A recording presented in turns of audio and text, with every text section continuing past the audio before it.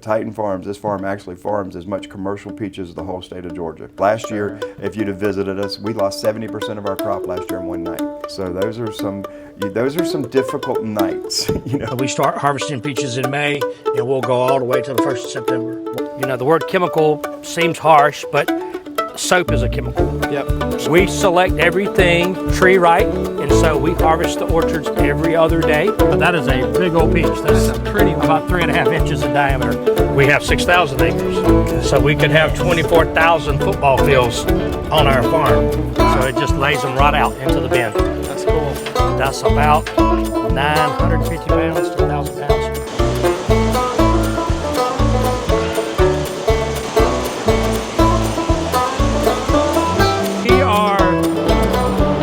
Establish ourselves to sell peaches to Mexico, and so we have to have USDA inspectors on site. And so these are actually white flesh peaches. So we have yellow flesh and white flesh, and they're beautiful. Do you know any of those numbers off the top of your head, like for what an average utility bill is for an operation like this? $25,000 a month. Woo! Take every bit of produce that I produce this year, it'll be shipped out of one of those 4 doors. Wow. What's up, guys? We are at Titan Farms down in, actually, I don't really know where we are out. Ridge Spring, South Carolina. Ridge Spring, South Carolina. And I am here with Mr. Chalmers, the owner and founder of Titan Farms. And so he's been very gracious to give us a tour today. He's going to take us through a little bit of the background of Titan Farms and how it all got started here in this office. And then he's going to send us off with some of his employees who are going to give us a tour of the actual field where you go and pick peaches, and then even the packing facility where we can see how the processing of peaches happens and that kind of thing. So I'm going to set the camera down and we'll get started. All right. Yeah, thanks again. I really appreciate this. I know you're a busy man. Obviously, you got a massive operation going. So being willing to take some time to tell us about how Titan Farms got its start, what you're doing, what the plans for the future are, how it works, all that stuff is, I really appreciate it. Not a problem at all. By the way, Ryan, yes. Very nice to meet you. Glad you and your family could come down and visit us here at Titan Farms. Interesting story. We're an anomaly in this industry. My wife and I were not generational farmers, so I actually came here as a hired farm manager in 1995 and moved up from Florida. I bought my first farm in Florida and down in Florida after I got out of college, and moved up here, became a farm manager, and 4 years later I leased the operation and then bought it. So in 1999, Titan Farms was born. Wow. We were about 1,500 acres of peaches then, and we've grown it to a little over 6,000 acres. We're actually the second largest peach producer in the country. In the entire country? In the entire country, yes. Wow, okay. And every part of a peach now that we harvest is used. Not every peach you pick can go to a grocery store to be sold. Some of them are overripe. Some of them have cosmetic blemishes and stuff like that. But we actually process them. You can see them right there on the camera. Where we take everything that we can't sell and we process it and we turn it into either frozen peaches, either dices or slices, or into a peach puree. The Go-Go Squeeze, you've seen the Go-Go Squeeze? My kids eat the Go-Go Squeeze. There you go. So we're the Did largest. They come from you? We're the largest supplier of peach puree in North America to Return, the company that makes those. No way. Yes. So also Naked Juice. So we supply Naked Juice with peach puree. Wow. But you'll find one of the big interesting things is with this processed peach is we take our peaches that we downgrade, we process those into dices, and we make 4-ounce frozen cups of peaches and peach puree that goes to the school lunch program and feed. We do 25 million of those a year. So you think about how many kids we're touching by doing that. I bet you it's funny. Most of the people watching this video have probably interacted with Titan Farms peaches. In some way or another. I mean, 90 million peaches are going to roll out of here this year on the fresh market. And so you'll get to see today, but we have the little PLU sticker, which is the sticker you see on produce, and Titan labels on that. And we put Titan on everything we can. That is insane. Okay, so second largest peach producer in the nation. Yep. 6,400 acres plus like 800 acres of veggies. Goodness gracious. Okay, so you started in Florida. What, if you don't mind me asking, what were you farming? What'd you get started in farming? Well, let's back up. My dad was military, so I moved around all my life. I never grew up on a farm. But during the summers, my mom's family was farmers. And so during the summers, ever since I was 11, I would go back home and spend the summers working on the farm, and started working on when I was 11 years of age. And it really stuck. And so as I went to college, I majored in agriculture. And then when I got out of school, I had an opportunity to go down to Florida and run a farm, which I ended up buying in 19 1992, and it was peaches, and then I got into vegetable farming then. So I wow. grew up on peaches and tobacco all my life, and peaches was a part of what I did. I was not a farmer. I was more of a manager and a personnel person.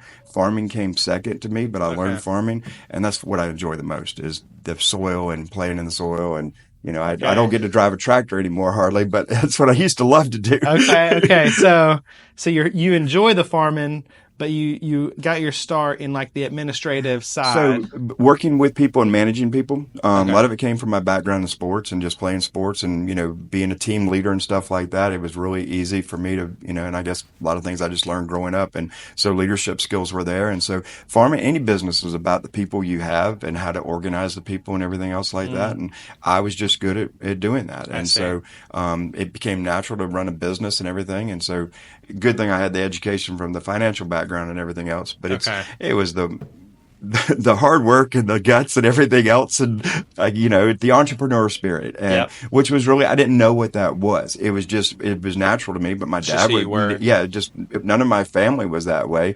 But I was just, I guess, being raised military and always being independent and always, kind of the military life is your family's wherever you're at. And so you always learn how to be independent like that. And so it kind of just stuck. And through college, I built a great network of friends and stuff. And they were all farmers or from farm families. And so I just learned everything I could. And I had the ability and the luck along the way to buy my first farm at a very young age. I was 23 years of age when I bought my first farm. The one in Florida? That one in Florida. Wow. And believe it or not, we sold that farm after we made the decision to come here. And we came to South Carolina because we wanted to get bigger. And we knew peaches was not going to make it in Florida. It had been an industry, but that industry was kind of dying. And we were actually the last commercial peach farm back in those days in Florida. And so we came here in 95. My wife stayed in Florida in 90 that year and ran the farm down there while I came up here and ran this farm. And then we sold that farm. And when we sold that farm, we took that money and nest egged it away for hopefully the opportunity to buy this farm. And that's what we were able to do. Okay. So you said, if I'm following the timeline correctly, you bought this farm in 99? 99. I came here in 95 and was a hired farm manager for a gentleman. He had no sons, and he was looking for what he was going to do. Okay. And so I came in from 95 to 99 and managed it. Then I leased it in 99, and 2 years later, we executed the buyout in 2001. Wow. Okay. So what in the world did acreage go for in 1999, out of curiosity? Interesting. I would say land values then were probably around $2,700 to $3,000 an acre. Okay, that's more than I thought. Okay. Yeah, in this area, because again, this is a peach area, so this is 80% of the state's peaches are produced in this area, and you got to understand, South Carolina is the number 2 peach producing state in the country, next to California. So this area had a deep history in specialty crops. So that's actually a misconception I bet a lot of people have, is the idea that most people, when they think of peaches, they think of Georgia. And it was a shocker to me because I'm from Georgia. Right. So I was shocked to find out, first of all, that California is the number 1 producer. And then number 2 is not even Georgia, it's South Carolina. Right. And then Georgia, I don't know where it falls, but well, Georgia's number 3. Are they number 3? Okay. We pick at our Georgia friends a little bit. We're all close and we're all very good friends and everything else like that. But Titan Farms, this farm actually farms as much commercial peaches as the whole state of Georgia. Oh my God! So wow. It's Georgia is about I'd say almost less than half of the volume of South Carolina. That is nuts. Yeah, but they got the peach state, and so we run into that marketing wise and everything else, and but we actually all grow the exact same peaches. We're all on the same time frame and everying else. So that's funny. We consider the southern peach, and they're the best peaches is in the south. 100%. Okay, very cool. So, so you bought it at 1,500 acres. How does one grow the operation from what you bought to where you guys are now? I mean, that's just obviously looking back 20-something years, that's some time, but at surface level, it just seems daunting. Like, how do you grow from 1,500 to 6,400 acres? Well, yeah, it's a good question. If you think about it, and we've actually done this, it's about 15% a year in growth over the average. And a lot of that was just organic, natural growth. So we've ended up buying some land, but we also rent a lot of land. There's a lot of landowners here that are no longer farmers. Some of them are don't even live here, but they own the land. Their families own the land, and so they want a tenant to take care of the land. So we rent quite a bit of land from people, and so we just grew naturally. There was a couple acquisitions along the way, a couple farms that just decided they didn't want to be in the peach business, and we were able to buy those farms. But most of it was just incremental growth every year. And then a lot of luck along the way. Like I said, you could not do this without some luck along the way. I hear you. Okay, because there's a lot of downs with the ups. I mean, last year, if you'd have visited us, we lost 70% of our crop last year in one night. I've actually lost 90% of my crop in one night to a freeze before. So 2017, we lost 90%. Last year, we lost 70%. So those are some difficult nights. Wow. So what do you? I mean. That's mind-blowing. I mean, I can't imagine the overhead of something like this. What do you do when you lose 70%? Well, luckily we have crop insurance, just like you have automobile insurance and stuff like that. But insurance, doesn't always do a full replacement and everything. And there's the financial part of it, but there's also the marketing aspect of it. When you have a branded program and a branded peach, and you're selling to every major retailer you can think of, you name it, from the Walmarts to the Costco's and everything else. All of a sudden, if you can't supply them, regaining that market share back the next year is difficult. So that's probably something that is hard to get an insurance company to indemnify you. No, they cannot. They do not do that. They do not insure against markets and market conditions. So. Oh man, that's tough. Yeah. One question I have is in regards to leadership. Just I imagine doing this for 20 plus years, managing people, growing the operation. What would you say are some of like the key leadership lessons that you've learned along the way in order to be able to do this successfully? Outstanding question. One of the first mistakes I did, I learned from it, is I was a micromanager, and this was a very flat organization, meaning I had to I didn't have to, but I felt like I had to touch and do everything. We're 7 days a week. People don't really understand what it takes to dedication to farming. So understanding that you can't do everything, and then empowering your people, because people love success and they love to be a part of success, but if they're good people that really want to go further, you got to get out of their way to let them, make their own mistakes, but also feel like they're empowered to do things. That way you motivate them as well. And so it took me a long time to realize that. And part of it was just the way we were building this thing so fast and everything that you had to touch everything. But over the last decade or so, I've really transitioned into where I've got everybody. There's a very good structure in this company. I've got a CFO, I got 2 COOs, I got 3 or 4 vice presidents, and everybody manages their departments, but they all feel like they're running those departments, and everybody comes together and works together. So my leadership role right now is a supportive role to them. Wow. I'm still the vision, I'm still where we're going, but now it's giving them the tools that they need to be successessful, and that comes either within the equipment or the personnel they need. I mean, we went from 8 full-time employees to 67 full-time employees. We hadn't even discussed that, but on this farm right now working today is over 1,000 people. 90 million peaches will leave here this summer and go out to the public to be consumed. And growing food for the public is a huge responsibility. The last thing you want to do as a farmer or anybody is you grow something and it causes somebody to get sick or die. And so food safety has become paramount, and that's where leadership comes from. That's a different realm for me. I didn't grow when I went to college. Computers were just coming out. Our science was still in the test tubes and all the stuff like that. And nowadays, so empowering younger people that embrace technology and know technology and the science behind things. So when food safety came around, listen, I knew right then it was going to be over my head, and you had to get smarter people than you. And don't be fearful. That was another thing about leadership. Don't be fearful of somebody that has better skill sets than you. Embrace those and be sure to compliment yourself with those. And so I've been very successful at doing it. That's cool. That's good to hear. And I guess the last question for you is what kind of numbers does a farm like this produce? Like, what does revenue look like versus cost and that kind of thing? Well, in farming, so revenue versus cost is always difficult. We'd love to tell you we work off of margin and everything else, but we don't. So we do have budgets and we know what our cost is. But to give you an understanding, when we started here, our gross revenues were about $6 million. Last year, we hit $85 million for the first time. So in 26 years, we grew that much. But then you also got to understand that last week alone, my payroll was over $1 million. last week. Just last week. Nuts. And it will be that for the next 15 weeks. Because of harvest and harvest summer. and everything else that's going on. So when you're employing 1,000 people, and like I said, I mean, the payrolls around here are averaging $1,000 a week right now, but they're working 55 to 70 hours a week. Everybody works hard and everything. But again, peaches don't wait. Cows can't wait to be milked. Peaches can't be wait to pick. So we can't go home at 5 if they're got to be done, you know. And so that's the thing about perishable crops. So when you deal with perishable crops, the Mother Nature dictates and everything else what you got to do and how hard you got to work. And so you know, yesterday we got through early, like at 3 o'clock, but today they're telling me, you know, and you'd like to get through on 3 o'clock on a Friday, but today they're telling me they're going to be picking almost to dark. And it's just the fruit wasn't ready yesterday, but it's ready today. And so that's crazy. And the other thing you'll learn as you go out there is, so we don't pick a peach just one time. You'll pick a peach tree 5 to 7 times. Really? Over 14 days. So as you go through it, that's what people don't understand. Is it because of the ripening process? Right, okay. Exactly. They don't all bloom the same day, and so they bloom over about a 10-day to 14-day period. But yeah, all the fruit doesn't get ready at the same time.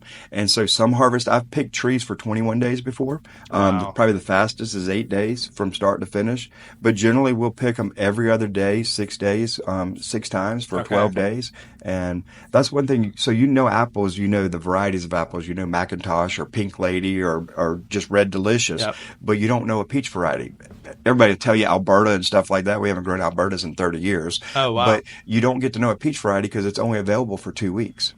You know, see, apples you can store and you can have that Gala apple or everything all year round. Peaches, you can't do that. So we sell on, we call them the Southern peaches, and you know, we have Freestone peaches, which are just about fixing to start, and those are the best eating peaches. And but we have peaches for 16 weeks of the year. We start in May and we end in September, but during that we're growing 36 different varieties to make sure that there's that lasts throughout the season. Exactly. And to have stout, you know, because so where we sell our peaches to is generally to the retailers. So your Walmarts, Costco's, Harris Teeter, you name it, every major retailer we supply. We ship to Mexico as well. So we export to Mexico. We ship to Canada. And we ship some down to the Virgin Islands. And I bought your peaches from Costco with the Titan Farms thing on it. And we're proud of that. So that label, and it's taken a long time to build that up. But again, anything this side of what I would say the eastern half of the country, there's not a retailer that we don't have our peaches in at some point in time. Wow. Very cool. Well, thank you so much, Mr. Chalmers. Right. I'm excited to go see the field and the packing facility and all that crazy stuff. Enjoy your visit, and don't forget to tell them to either take you by or go when you go back home. If you're going back north, go to Highway 25 and go by Sarah's.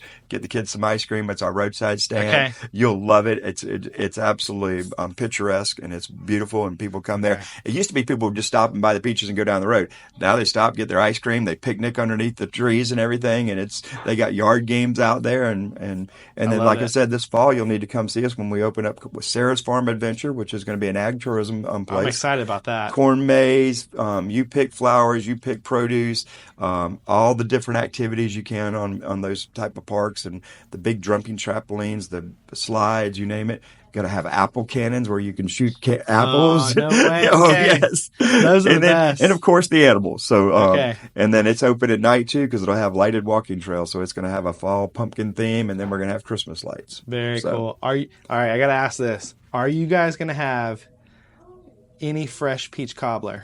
A fresh peach cobbler? Yes. All right, I'm there. Count me in. Well, very good. Awesome. Well, thank you so much, Mr. Chalmers. I appreciate it. It very much. Yep. Enjoy your visit. Will do. All right. Hey, I'm Riley. Hello, Jason. Very nice to meet you, Nice Jason. to meet you. From what I understand, you're going to be the one taking us out into the field itself, where we get to see the peaches growing on the Absolutely. trees. We got a lot going on, so we'll look at several different age groups and then where we're actually harvesting. Okay. fruit. Very cool. I'm excited, man. Thank you. Very good. So these are all you guys' fields. Yes. Pretty much everything you see around here is ours. So That's crazy. when you got 6,000 acres, that's a lot of land. So Yeah, it is. Peaches as far as the eye can see. yeah, peaches are king here. So Wow.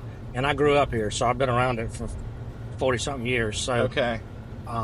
it's always been, this is peach country. I mean, that's what we do. So He was telling me it's crazy that you guys. He was saying you guys produce more peaches than Georgia, than the entire state of Georgia. Yep, that's true. So just Titan Farms could be the peach state.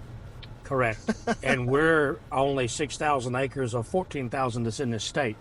Oh, and wow. So we're a huge peach state. You're almost half the acreage. Yeah, the whole East Coast. Oh, wow. Yeah, so there's only about 28,000 acres from Michigan to Florida of peaches on the East Coast in peaches. Wow. And South Carolina has 14,000 of that. And you guys are 6,400. Yep. Goodness gracious. And so Georgia, I think, has maybe 6,000 or 7,000 acres. Wow. But they do a lot of early peaches. Okay. And so the early ones don't have the volume, so they don't produce as many. So I see. It's not an acre to, like this tree's a 2-year-old. Okay. So they don't have any fruit on them. We don't let them bear any fruit when they're young because we want to establish that tree into a pretty tree like this is. And so, and we'll get out that way. You can kind of see them. Okay. And we can get footage in the young trees. And then, of course, this variety doesn't ripen until August, and so it's still got a long ways to go. But you can see all the fruit. Yeah, it's tons that's of out fruit there on the tree. And so, and that's the cool thing about a peach is they all bloom in March. And so that tree sits there and it's just ticking away at time. And then when Mother Nature says, hey, it's time for you to start ripening, then the peaches start swelling, they gain their sugar, they ripen, and then we harvest them. Wow. And so, but for them to bloom at the same period and ripen at different, that's something very different in a tree that you don't see in a tomato or something like that, because they bloom and they harvest fruit within 28 to 35 days of that bloom. Peaches don't do that. Interesting. Some of them, so we grow 35 different varieties. So we start harvesting peaches in May and we'll go all the way to the 1st of September. Wow. And so it's a long window with those 35 varieties.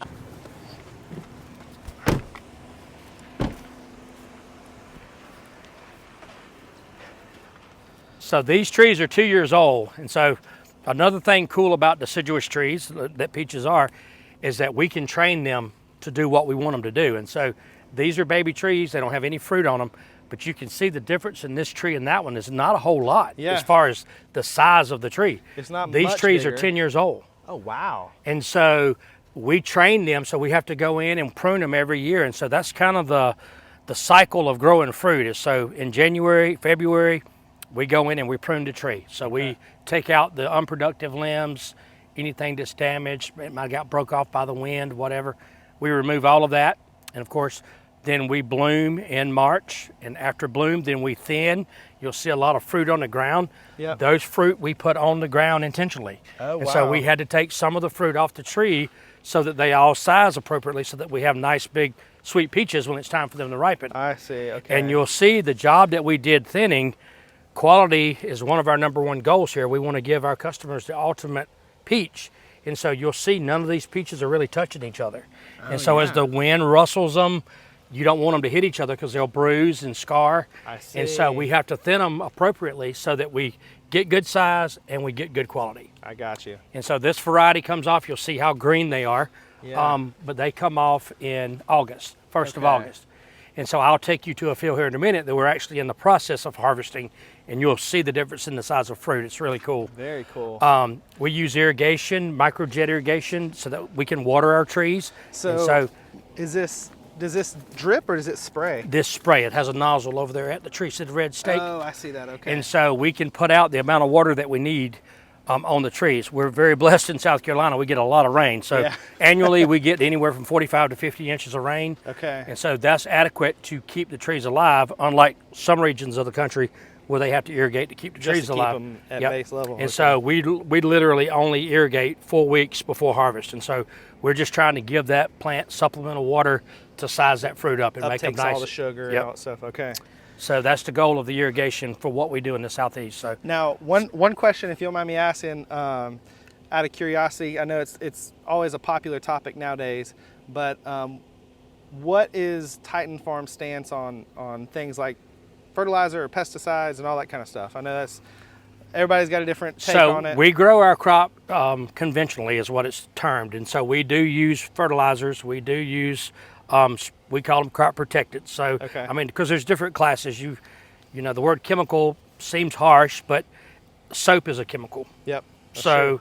you know, just using the word vaguely like that, it's not appropriate. Sure. And so there's fungicides, there are insecticides, there are bactericiddes. There's all those things that we need to be able to grow this crop, because we live in the southeast. It rains a lot. It's very hot, very humid. And so that's a petri dish for bacteria and funguses and that kind of stuff. And so if we don't protect the fruit, we won't have anything. Got it. And so, of course, all of our products that we use have been vetted by FDA and EPA and all the regulatory agencies in the country. And so we do everything by the letter of the law. I think we've got about 590,000 trees on this farm that I take care of every single day. And so we've got a dedicated staff. That's what we do, is we take care of these fields. And so, And you're the operations officer, aren't you? I am. So I'm the chief operating officer of the farm. And so that is my job, is to take care of this farm. I'm the farmer. Okay. And so all of my men every day, we're doing the cultural practices, whether that's bush hogging, herbiciding, applying crop protection, irrigation, getting land ready to plant new trees like this. I mean, we're doing, it's a nonstop cycle. Goodness. And so we push out old trees every year. We replant new trees every year.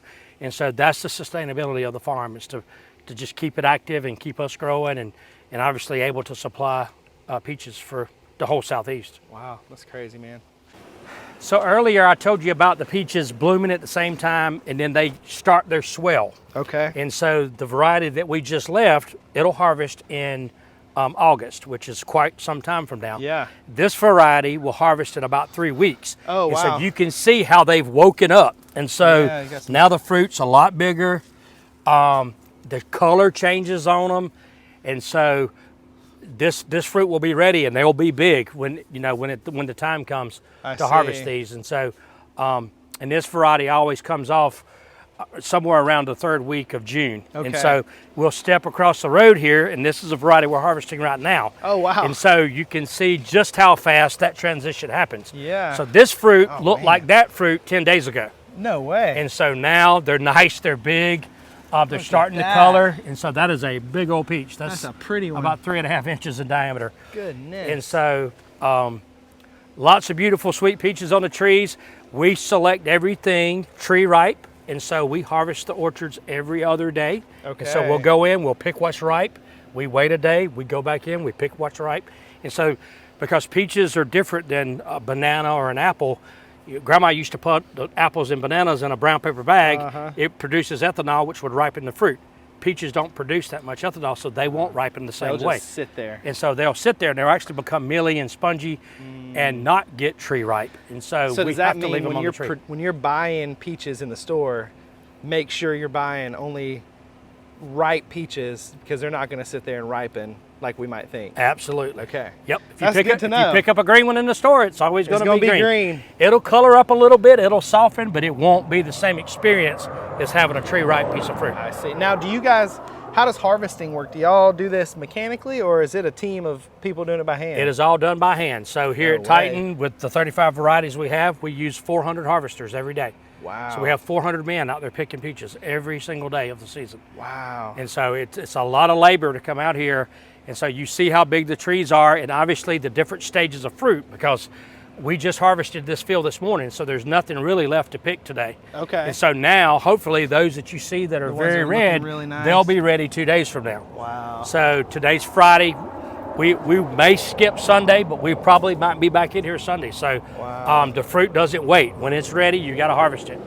And so we're at the mercy of Mother Nature with that. And so when it's time to harvest, then obviously we have to harvest. Yeah. And Goodness so, but gracious. really great crop in here. That's a beautiful picture right there. Look at that. We use tree rope to tie the trees up to keep them from breaking down. And so that's another cultural practice that we use to be very efficient. We want our trees to be standing up nice and tall. Okay. It makes it easier to harvest the tree.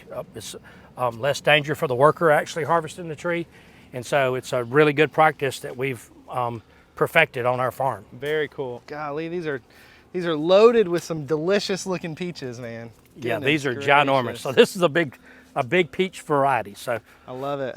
Do you guys, do y'all have any fields where people are harvesting right now? that yes, can we go? do. Let me see where one is close. This is crazy. We're like driving through town to get to the rest of that's how big this farm is.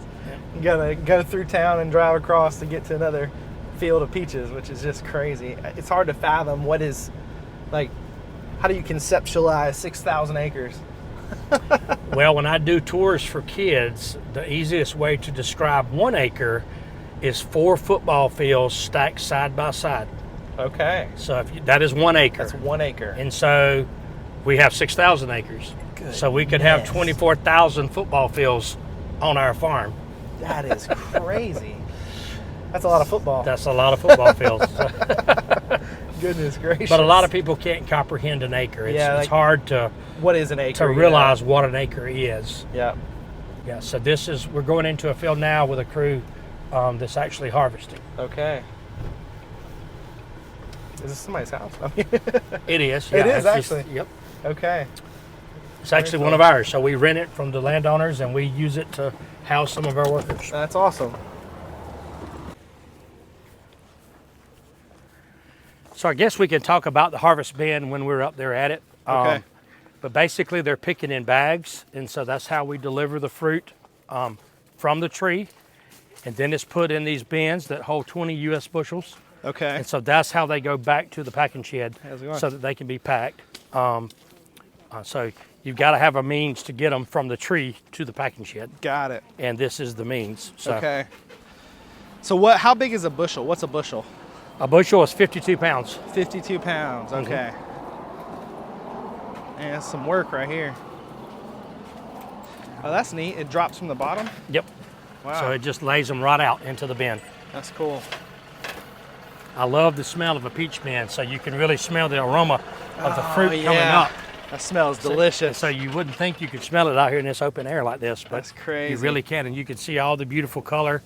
And so we're hand harvesting everything tree ripe so that we can ensure the freshest peaches when they get to the market. Man, that's awesome. This bin, 20 bushels, that's about 950 pounds to 1,000 pounds per bin. So a lot of peaches. You wouldn't want to eat a bin. So I see him scanning things. What does that do? That's how the worker gets paid.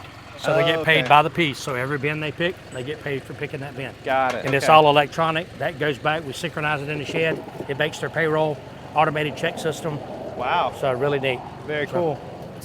So what are some tricks that they use to be able to pick these peaches so quickly and do it without It's really a trained eye. And so they're looking for size and color. And so once you do it, you know, any particular day or variety, you can kind of look at the size and the color of it and tell if it's right. Okay. And so you're really looking for, you know, the ones obviously that are really dark green. So it's easy for me to see this peach right here, how dark it is around the stem. Yep. That peach is not ripe. I see. But a peach that is ready, like this one, has a way different color. Oh yeah. And so they haven't got there yet, but that peach needs to be picked. Oh man. And so you can really see the color at the top of it. It's not green. There's not dark green going on. Yep. It's more yellowish and then immediately transitions to That's correct. red. And so it's really easy for me to see this because obviously look at that peach beside those peaches. Yeah, that's a big And difference. so it's real easy. So it's not rocket science. It's really, you know, the guys are trained. Your eye to see them quickly. You train your eye to see them quickly. And then obviously the faster you can move your hands, the faster you can do it. I see. Now notice everyone out here is wearing long sleeves. Yes. That seems insane to me. Yes. Why So are they doing that? Well, they wear long sleeves because your body takes care of itself just like anything else. And so when you sweat, that's an evaporation process. And so as your sweat is evaporating, it's cooling your skin. I see. And so it also, the peaches have fuzz on them. And so it keeps that peach fuzz off your arms. I see. Okay. Because that can be an irritant. It's kind of like fiberglass. Yeah. And then just start irritating your arms. That makes sense. Spiders, you don't have to worry about that. Yep. That's cool. So, but the biggest thing is to keep the sun off of them. Like I said, is sun protection. Once they sweat, you know, it's easy to cool their bodies off that way. Of course, they stay hydrated. They drink lots of water. And so. Very cool. Very good exercise program. Yeah, I'd say so. They are getting a day's work in. Now, are most of the picking team seasonal or? They're seasonal. Okay. We use the H-2A guest worker program. Oh, okay. And so that gives us legal workforces from other countries. Oh, and that's where you provide housing. Correct. And then they can come here for the season work. And then That's right. That's right. Interesting. So in the H2A program, we're required by law to house them, transport them to and from work. That's what it is. Okay. And so all of those things, so they're here, and our camps are like dorm rooms, if you would, on a campus. Okay. And so they live in bunk rooms, so these guys work as a team. And so anytime you go in to one of these teams, typically there's about 32 to 35 men. Okay. So they work together, they live together, and so we keep them as a unit. So, it's kind of like a squad in the military. Yeah. These guys, they do everything together. I see. And a lot of them are kin, so they're cousins, brothers, father, son relationship. There's a lot of family here. Do you get repeat employees throughout the seasons? We do. We've been very successful. We've been in the H2A program for 25 years, and our retention rate's about 95%. Oh, wow. And so we get a great return rate. Yep. So we are a family farm. I don't treat these guys any differently than I would treat you or myself. That's cool. And so we take care of our people, and we give them a good opportunity. They can make lots of money here in the States to provide for their families back in Mexico. And there's a million success stories that we've had in the time that we've had these people here. Awesome, man. Yeah, these guys, we'll leave them to it. Are they picking this entire row? They are. So this one crew will be in this row. If we could hop over, there's another crew in the next row. And so they're walking right across the field, getting what's ready. That's cool. And so it's beautiful to see, this tree here was full of peaches a while ago, and they probably took about 50% of them off. Wow. So that guy was really picking peaches. He really picked a lot of peaches off this tree. Yeah, goodness And so it looks way different now. And as you can see, none of these will be ready the next time. These are the ones with the green or they're smaller. They're and small, so we've got to let them size up. So that's another crazy thing with American agriculture is, as Americans, we want the biggest and best. And so there's really nothing wrong with this small piece of fruit, but that won't never make it to market. Yeah. It'll be small, it'll be sweet, it'll be tasty, but that's not what people want. And so why are you going to buy a 2-inch piece of fruit when you can buy a 4-inch piece of fruit? Yep. For the Bigger's same better, price. right? Yep. So that's a good point. I know this is the buzzword nowadays, but do you guys use anything in either the growing, the harvesting, or the processing that has anything to do with AI yet? We are playing around with a couple companies that are basically they're trying to perfect vision systems for fields. Okay. And so that's kind of the first step of having something automated, is that can it see what you want it to see? So whether it's that looking at a peach limb, looking at a peach bloom, looking at a peach itself. Yep. Obviously, you have to be able to identify something to be able to do something with it as a robot. True. And so there's a few companies doing that. AI in ag right now at this moment is probably bigger on the analytical side. So if you can put a bunch of data in, it can extrapolate, it can model. I see. Forecast, if you will. Yep. So that is the bigger side of AI right now in agriculture. Like if you were trying to do corn on a large scale and predict corn futures and all that kind of stuff versus production, put all that data in and correct. Out, and so there's companies, that's what they're doing. So they're using all this big, you hear the term big data. Yep. And so there's data on the growing side, there's data on the land, there's data on the sales, there's data on rainfall and all these different components. And so it's really a game that you plug in and say, okay, this is the what if this happens. Sure. And this is the what if that happens. Yeah. And it gives you some forecasting ability. Correct. And so it's really a model is really the best way to say it. So you're creating a model so that you hopefully can, the smart entrepreneur is the one that wins. And so if you can be the first guy into a market, you get the best price. Yep. If you can be very efficient, then you can sell for a lower price and be the most attractive. Sure. And so how do you do that? And so we need those type of technologies, the AI behind that, to really help us do that. And because we do a lot of data collection, but then we have to take it back to the office. I have to pay an administrative person to put it in an Excel file, and then we extrapolate knowledge from that. And so, but right now, that takes me hours to do a project versus if it was all in AI, it could be in seconds or in a minute. to be able to get the same bar graph to show me, you know, what I think I'm going to harvest, you know, because, you know, there's knowledge in knowing the age of a tree, the variety, how many pieces of fruit are on that tree, then you know how many trees are in the orchard, then you can multiply that and know how many pieces of fruit you're going to have, which correlates with how many bushels you're going to have. So there's a lot of things going on there, and the faster that happens, the faster I can give that information to my sales team. They can make an educated decision on price, volume, and who wants it. Get products sold at a price that makes sense quicker. Which gives you guys more stability, more predictability as far as income, and then you can make better business investments when you know how much money you aren't going to have. And yeah, that's good. Absolutely. Yep, I can see. Knowledge is power. Knowledge is power, especially at this scale of an operation. Because brains are impressive, but brains by themselves can't keep up with 6,400 acres of peaches. I'd be real impressed if there was one who could. Absolutely. So this is really the beginning of the process. So we use ammonia refrigeration to chill the water. That water runs across the top of the peach and then takes all the heat out of the peach. It takes 45 minutes for it to run through this cell of really cold water to get that heat out. Is that nitrogen or something? It's ammonia, ammonia system, yeah.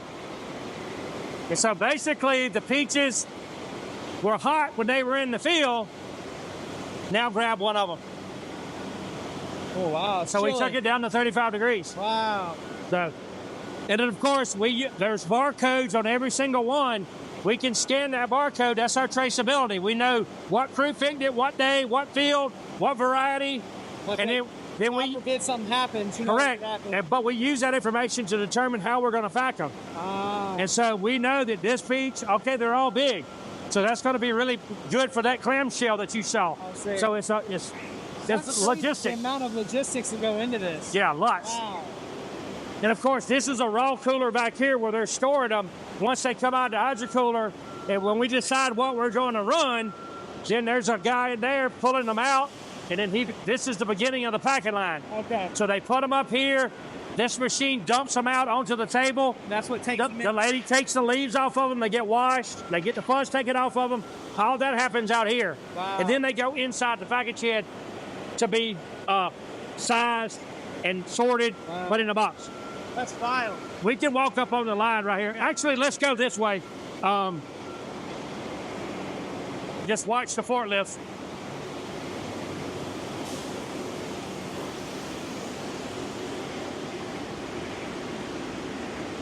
So this is just a leaf table here. So it's dumping them out of the package. And they come up here, and this is where we start. So this kind of gets the leaves out of them.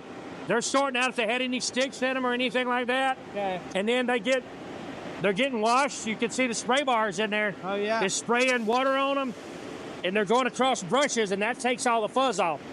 So it just wets them, and it just rolls them. Rolls them. And it takes the fuzz off. So all this fruit right here is what I showed you that was going this way. It's coming over here. It's being put back in a bin, and that'll go to our processing plant. So we never have to hand touch that fruit. Okay. So it's just a very fast process of how to sort them. Very cool. Yeah, that's why you see everybody with coats on. If you're staying in here for long, it feels good to me and you right now, but if you're in here for 8 hours at a time, you gonna want a jacket on. Yeah.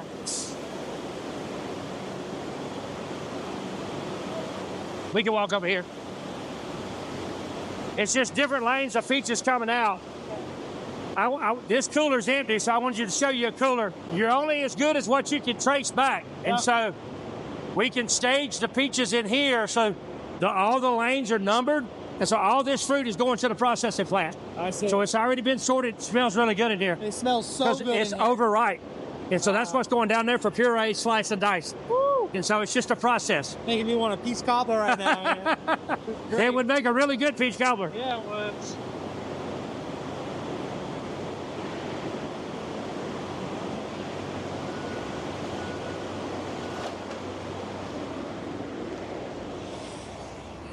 So once the peaches have been dumped out of the bins, we sanitize them every time they go back to the field. Okay. And so this machine is actually washing the bins. They'll be sanitized. It's all about food safety. And so then the bins are clean. They can go back to the field, and we can pick new fruit in them. Wow, okay. So it's just a... And then that way, too, if a bin had any fungi, bacteria, whatever, it's not going to reinfect Correct. being out in the field. Correct. So it's just a safety step to help us with that whole process. So that's awesome. Really cool. Man. Technology is nice. Yeah, it is.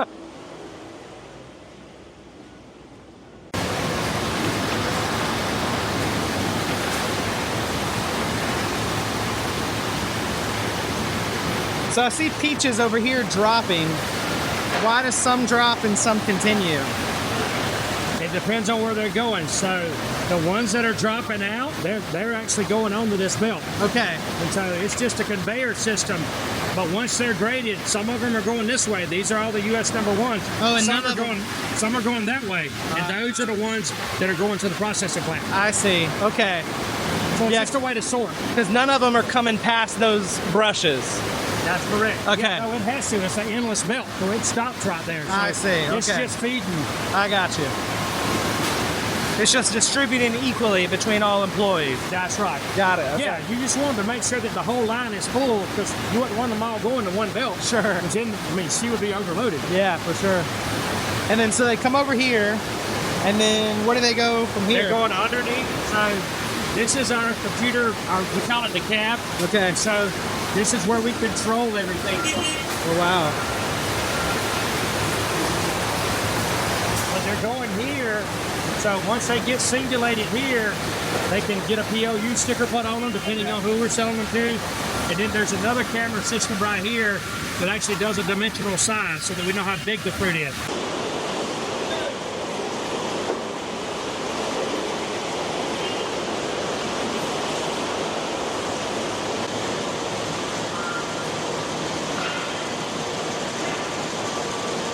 Watch your step.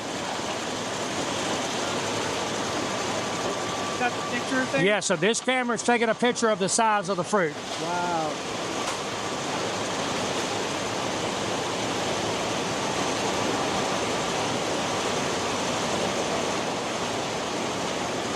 It's amazing how accurate it is with the speed. I mean, as you can see how fast that fruit is moving. That's crazy. So it's really, really neat how fast the machinery works. Yeah, so all the POU stickers like you would see in a grocery store, it allows the teller to just scan it and it'll know it's a South Carolina peach. Wow. Yep. Hola.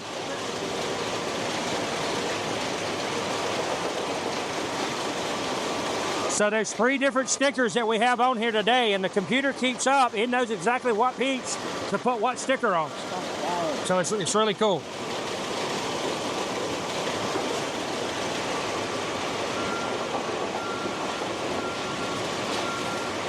And of course, once they get here, they're ready to go into the box. So the computer tells it where to drop to go in what box, and all like peaches drop in the same box. So it's really cool. So you see how uniform the fruit is in every package. Oh, yeah. They're all the same size. What in the world? So there's a little more to it than just putting them in a box. I see that. That's a cool video there to watch them flip it in. Oh, yeah. And so they're going to their final home. This will be some stuff that I'd love to get some B-roll of once you're through Yeah. with the tour part.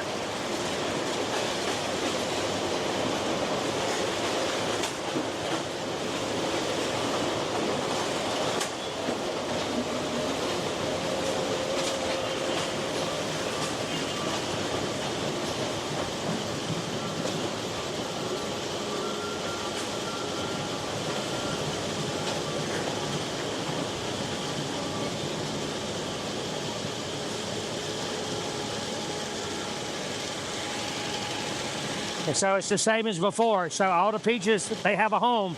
Yep. So it's empty. It's empty all right And here. so if there's a misread with the computer, then they'll drop off on this final belt here and go back and be rerun. Oh, I see. So the computer can catch a glitch when it's running that fast, And so, but all that fruit gets repurposed, it goes back around, and it'll make it to its final home. I see. So This is the final belt right here. That's right. Correct, yeah, because, it turns back over here. Yep. This is our small line here where we do our value-added packaging, but they're not running it at the moment. So I hate we can't see that, but because they would be putting them in a bag or a clamshell or something like that. Nice and pretty. Yeah, and I can show you that in the cooler, so we can go look at that. Hey. Puree over here. Yeah, so we are trying to reestablish ourselves to sell peaches to Mexico. And so we have to have USDA inspectors on site looking at all of our protocols, all of our fruit, and then we're allowed to ship them into Mexico. So those are USDA inspectors? Yes. Wow. Yep. That's crazy. And so most facilities where you're shipping out of the United States, you'll see this type of setup. And so, but a lot of small growers, they don't ship out of the country, so they won't have that. Yeah. But for us, we ship to Canada and Mexico. Wow. And so to be able to do that, we have to get our government involved. It smells so good in here. Oh, it smells like a peach, right? It smells so good. So these are some clamshells here. But so this is value-added packaging. And so we do these for different vendors.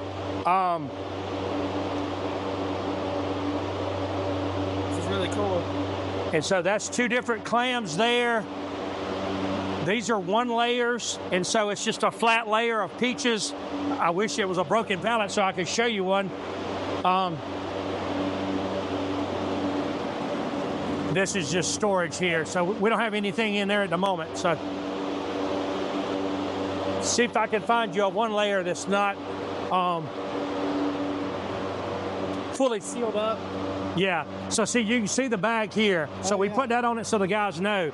So this is going to a vendor, I don't know who. It's probably Walmart, but I'm not real sure if that's their package or not. And so, but we do that just to help our crew recognize what's in the box, because every box looks the same, but there's a different package inside that box. So the box itself is our master. That's what they call the master. And then it would have whatever bag is in there. That's clamshells.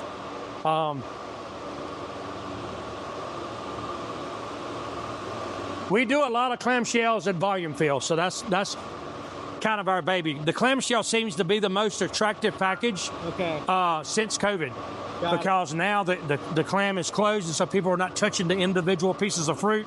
People feel safer. I see. And so that's funny how that's changed so many aspects of business. Oh, for sure. This is a 1 layer, and so these are actually white flesh peaches. So we have yellow flesh and white flesh. They're beautiful. Wow. But that's a 1 layer tray. So that's a beautiful display pack that some retailers use.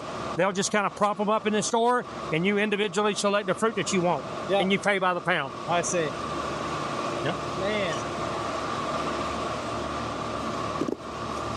That's just a double layer tray there.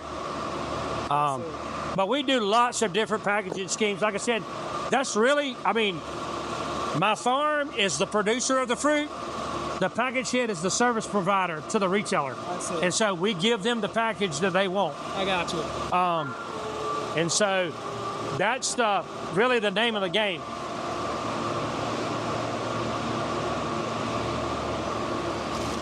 So here's a full bag. Okay.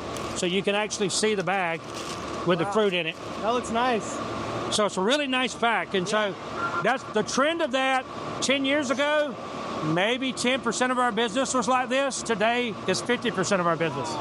So way different scale of what we're doing. So, but we have all these coolers linked together so we can hold a lot of fruit back here that's already been packaged.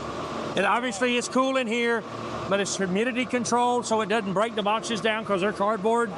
And so there's a lot of technology inside these facilities as well. Yeah.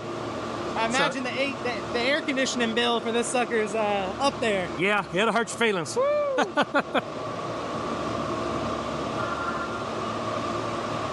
Out of curiosity, do you know any of those numbers off the top of your head, like for what an average utility bill is for an operation like this? I know that's kind of niche, but just out of curiosity. For the whole facility, maybe $25,000 a month. Woo! Golly. So a lot. Yeah, that's nuts. But refrigeration's a very expensive. These big fans running, all that stuff. I mean, it's big money. So. Wow.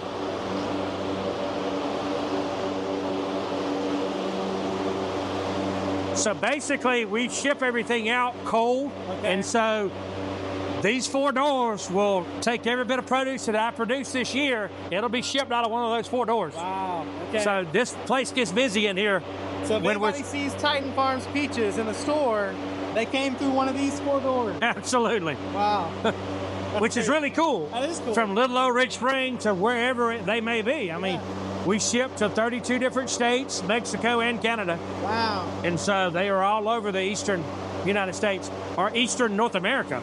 Really? Then, was it you or Mr. Chalmers? It was you or something. I think the go-go squeeze.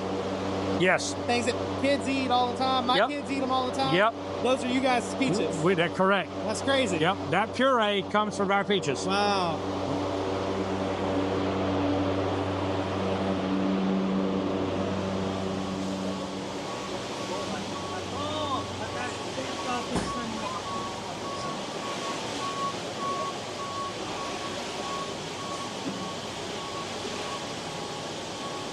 I wish this line was running so you could see that. It's really neat.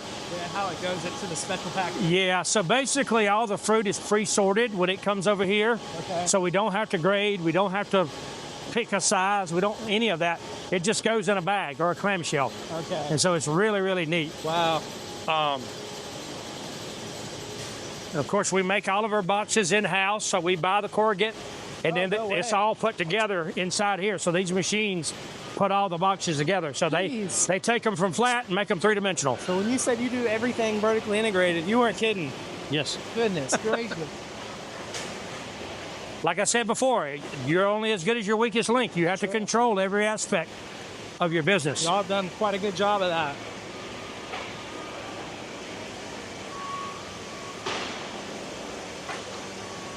This is our bell pepper line here, so we'll start bell pepper next week. Wow. And so we're getting that ready. It would be running as well, yep. Wow. And so we can pack both commodities in the same facility. That's crazy. And then, of course, it's a lot smaller crop. We only have 80 acres of it. So we have one cooler that's dedicated to pepper. Got it. And so they would all be packed in there. Hello. Can we get some hair nets? Sure. And a jacket?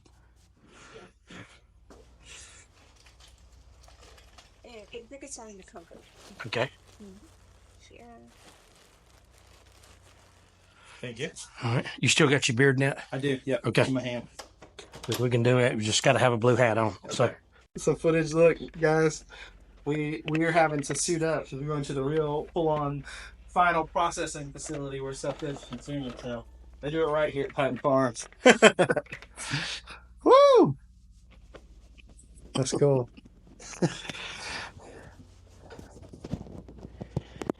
All right.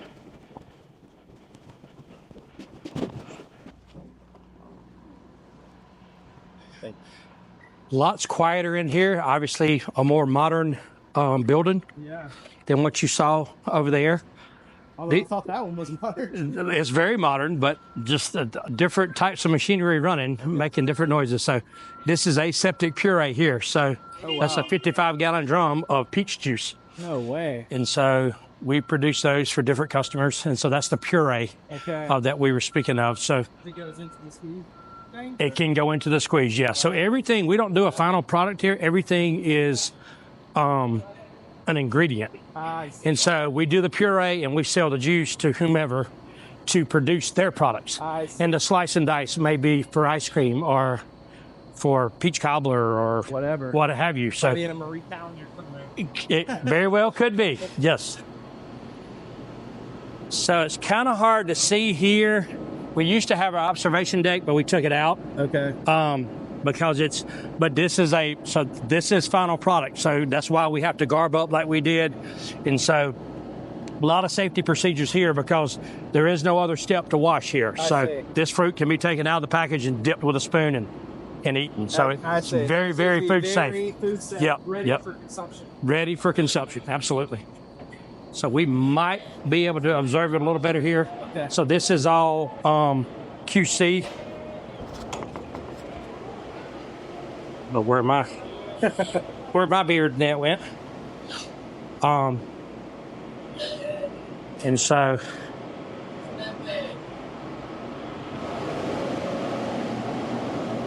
you can see all the foot scrubs. A lot of things going on here. So, oh wow! But this is the little bits and pieces. So basically, we took a whole peach that was soft and we chopped it up into small pieces, and then it'll go over and either be frozen in a block or put in a package individually quick frozen. Wow! So it look like little chips of peaches. Kind of like this. Well, this is just a slush off of it. So now the whole pieces are there. So you can see the bigger pieces up there. Yep. And so depending on who we're selling it to, the size of them may be different. Some of them are bigger, some of them are smaller. So there's a lot of different QC stuff going on there. Okay. As far as what the person wants. Got it. So.